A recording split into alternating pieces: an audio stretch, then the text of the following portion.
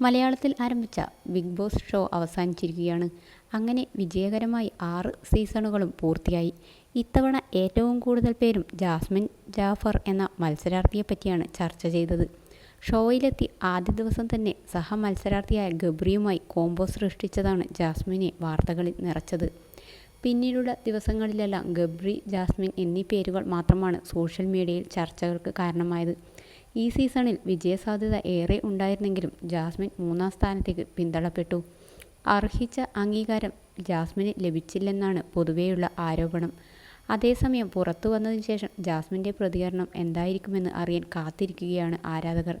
ഷോയിലേക്ക് പോയതിൻ്റെ പേരിൽ ഏറ്റവുമധികം സൈബർ ആക്രമണങ്ങൾ നേരിടേണ്ടി വന്ന മത്സരാർത്ഥിയാണ് ജാസ്മിൻ. വിവാഹം ഉറപ്പിച്ചിരുന്ന യുവാവ് പോലും താരത്തിനെതിരെ തിരിഞ്ഞു.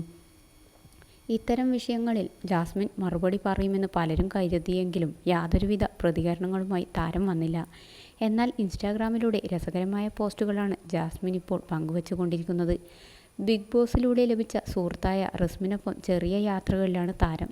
ബീച്ച് സൈഡിൽ നിന്നുള്ള റീൽസ് വീഡിയോയാണ് പുതിയതായി ജാസ്മിൻ പോസ്റ്റ് ചെയ്തിരിക്കുന്നത്. എന്നാൽ ഇതിന് താഴെ നൂറുകണക്കിന് കമൻറ്റുകളാണ് വരുന്നത്. ചിലർ ജാസ്മിനെ അനുകൂലിച്ചും മറ്റു ചിലർ വിമർശിച്ചുകൊണ്ടുള്ള കമൻറ്റുകളാണ് ഇട്ടിരിക്കുന്നത്.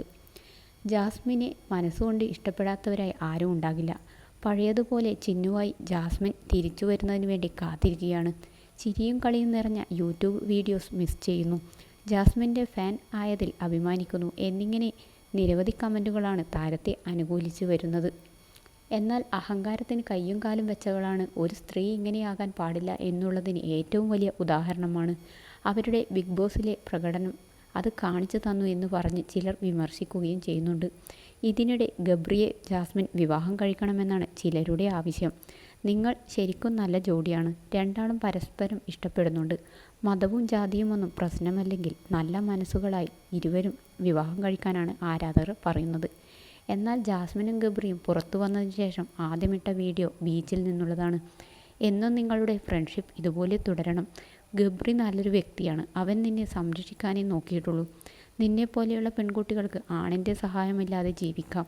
വിവാഹം കഴിക്കാൻ തോന്നുമ്പോൾ മാത്രം വിവാഹം കഴിക്കുക.